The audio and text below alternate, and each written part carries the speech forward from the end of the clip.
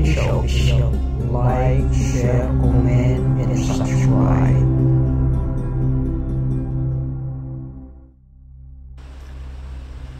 Assalamualaikum warahmatullahi wabarakatuh. Alhamdulillah, Allahumma sholli wa sallim ala Muhammad ibn Abdullah, la haula wala quwwata illa billah. Saudara-saudaraku, sahabat Buya semuanya, terima kasih masih berkenan mampir, menonton dan mendukung channel ini. Mudah-mudahan Allah Subhanahu wa taala memberikan keberkahan bagi kita dalam menjalani kehidupan ini. Baik, pada kesempatan ini sahabat Buya semua, kita akan membahas hal yang sangat fantastis, yang sangat dahsyat sekali ya.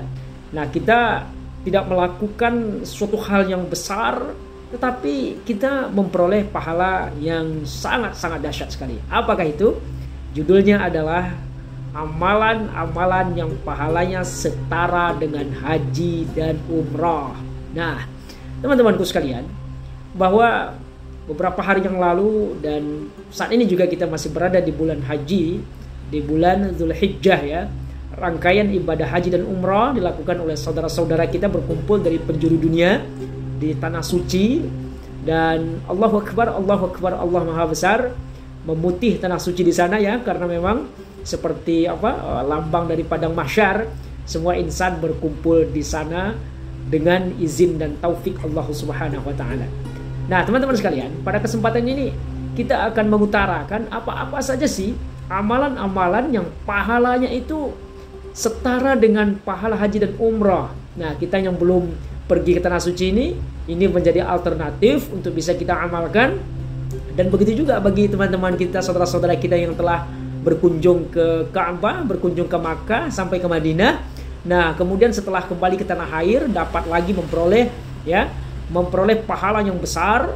Jangan lagi ya, ada satu budaya di Indonesia ini ya, bahwa orang berbondong-bondong berulang-ulang lagi haji dan umroh dengan biaya yang luar biasa, yang puluhan juta sampai ratusan juta. Tetapi ada satu kritik sosial bagi kita semuanya, bahwa ya kadang-kadang orang yang pergi haji dan umroh itu ya sifatnya itu adalah ibadah individualnya.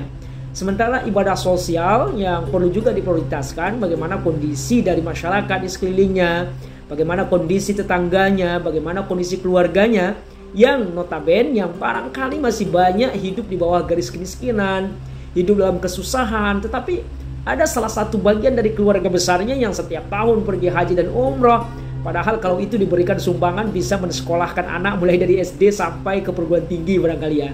Ini tentu jadi kritik sosial ya bagi saudara-saudaraku, bagi keluargaku, bagi sahabatku yang sering haji dan umrah. Ibadah individual ini kita batasi, diluaskanlah menjadi ibadah sosial yang bisa memberi manfaat kepada orang banyak. Nah, langsung saja kita cek apa saja ini ya. Amalan ini setara dengan haji dan umrah. Nah, apa itu? Erat sekali dengan apa yang kita sampaikan narasi sebelumnya tadi, bahwa kita pergi ke tanah suci dengan biaya puluhan juta, malahan ratusan juta, tapi masih ada keluarga kita, masih ada tetangga kita, masih ada masyarakat kita yang hidup di bawah garis kemiskinan. Maka orang yang seperti ini adalah orang yang perlu ya mengambil keutamaannya ya. Walaupun dia tidak berangkat lagi ke Makkah dan Madinah, tapi biaya itu dia alihkan untuk kebutuhan orang banyak, mencukupi kebutuhan saudara-saudaranya. Bahwa langkahmu untuk membantu kebutuhan saudaramu adalah lebih mulia dari haji berulang-ulang. Ini kritikan dari Sayyidina Hasan bin Abi Thalib ya, bahwa beliau mengatakan langkahmu untuk membantu kebutuhan saudaramu adalah lebih mulia dari haji yang berulang-ulang. Nah, ini barangkali yang diperhatikan oleh Hasan bin Ali ini ya. Sayyidina Hasan bin Ali ini melihat fenomena umat Islam itu berulang-ulang pergi haji dan umrah gitu, sementara banyak manusia, banyak tetangga, masih banyak masyarakat yang membutuhkan bantuan untuk mencukupi kehidupan mereka sehari-hari. Maka oleh karena itu Hasan bin Ali ini mengatakan lebih baik disumbangkan saja untuk kebutuhan orang banyak. Nah, kemudian yang kedua adalah berbakti kepada kedua orang tua. Nah, berbakti kepada kedua orang tua rupanya juga merupakan ibadah yang pahalanya itu setara dengan haji dan umrah. Diceritakan bahwa Nabi Muhammad SAW bersabda, yang artinya lebih kurang seperti ini ya saudara-saudaraku, dari sahabat Anas, bahwa Nabi Muhammad SAW pernah berpesan kepada seorang supaya berbakti kepada ibunya. Beliau bersabda, kamu seperti berhaji, berumrah dan berjuang di jalan Allah Subhanahu wa taala. Ini teman-temanku bukanlah ibadah yang remeh-temeh ya. kita berbakti kepada kedua orang tua itu merupakan ibadah yang sangat-sangat istimewa dalam pandangan Allah Tabaraka wa Ta'ala.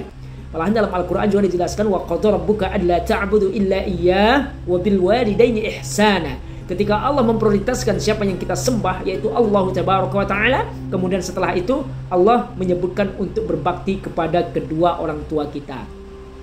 Oleh karena itu saudara-saudaraku dimanapun berada, berbakti kepada kedua orang tua ini sangatlah besar gitu ya, sangat besar ganjaran dan sangat dimuliakan oleh Allah Subhanahu wa Ta'ala. Selain pahala yang setara dengan haji dan umroh, kita ketahui bahwasanya surga itu ada di telapak kaki ibu kita. Dan malahan murka dan cintanya Allah juga tergantung kepada murka dan cintanya orang tua kepada kita. Sebagaimana Rasulullah SAW bersabda, ridallah fi ridal walidain wa sukhtullah fi sukhtil walidain. Ridhonya Allah itu tergantung kedua orang tua kita nyaman gak dengan kita, kedua orang tua kita senang gak dengan kita, kedua orang tua kita itu plong gak hatinya dengan kita, bahagia gak hatinya dengan kita. Kalau memang seperti itu, Allah akan bahagia dengan kita, maka Allah juga akan sayang kepada kita. Nah sebaliknya begitu, apabila orang tuanya jengkel kepada anaknya, apabila orang tuanya itu sumpah kepada anaknya, apabila orang tuanya itu kecewa kepada anaknya, apabila orang tuanya itu murka kepada anaknya, maka sesungguhnya itu adalah lambang dari Allah pun murka kepada anak-anak tersebut. Maka oleh karena itu, mari kita berbakti kepada kedua orang tua, baik itu kedua orang tua kita yang masih hidup maupun yang telah meninggal dunia. Nah, bagaimana cara kita berbakti kepada orang tua yang telah meninggal dunia? Ya tentu dengan cara kita banyak berdoa, ya rajin taat beribadah kepada Allah Subhanahu wa Ta'ala, rajin sholat, rajin puasa, rajin bersedekah, berbuat baik ya. Semua kebaikan-kebaikan kita itu akan diperoleh juga pahalanya oleh kedua orang tua kita. Begitu ya saudara-saudaraku semuanya. Dan kita pluskan dengan memperbanyak doa agar Allah Subhanahu wa Ta'ala memberikan tempat yang indah, tempat yang penuh dengan kenyamanan di alam barzah kepada orang tua kita yang masih saat ini menanti ya, antri menunggu hari kiamat berada di alam kubur atau di alam barzah. Sedangkan kedua orang tua kita yang masih hidup, mari kita maksimalkan kebaktian kita kepada mereka agar Allah Subhanahu wa Ta'ala menjadi senang dan bahagia. Kemudian selanjutnya adalah mengerjakan sholat subuh berjamaah, dilanjutkan berzikir sampai terbit matahari, dan dilanjutkan sholat isyraq atau sholat syuruk. Nah ini juga disampaikan oleh Rasulullah SAW di dalam hadis yang sudah populer, anin Nabi sallallahu alaihi wasallam qala man shalla subuh fi jama'atin summa yajlis fi musalla. Kemudian mereka itu duduk ya, kemudian mereka berzikir sampai terbit matahari, kemudian mereka salat 2 rakaat, dan salat ini disebut dengan salat syuruk ya. Dan ada juga ulama mengatakan ini adalah salat awal waktu duha. Itu juga pahalanya sama dengan pahala haji dan umrah teman-temanku semuanya. Saudara-saudaraku yang berbahagia, itu beberapa amalan yang dapat kita jalankan. Mudah-mudahan bermanfaat ya teman-teman semuanya. Allah Subhanahu wa Ta'ala memberikan hidayah dan taufiknya sehingga kita bisa menjalani dan meniti kehidupan ini lebih baik pada masa yang akan datang. Itu saja ya. Usikum wa nafsi bittaqwallah ta'ala la'allakum tuflihun. Subhanakallahumma bihamdika asyhadu an la ilaha illa anta astaghfiruka wa atubu ilaik. Assalamualaikum warahmatullahi wabarakatuh.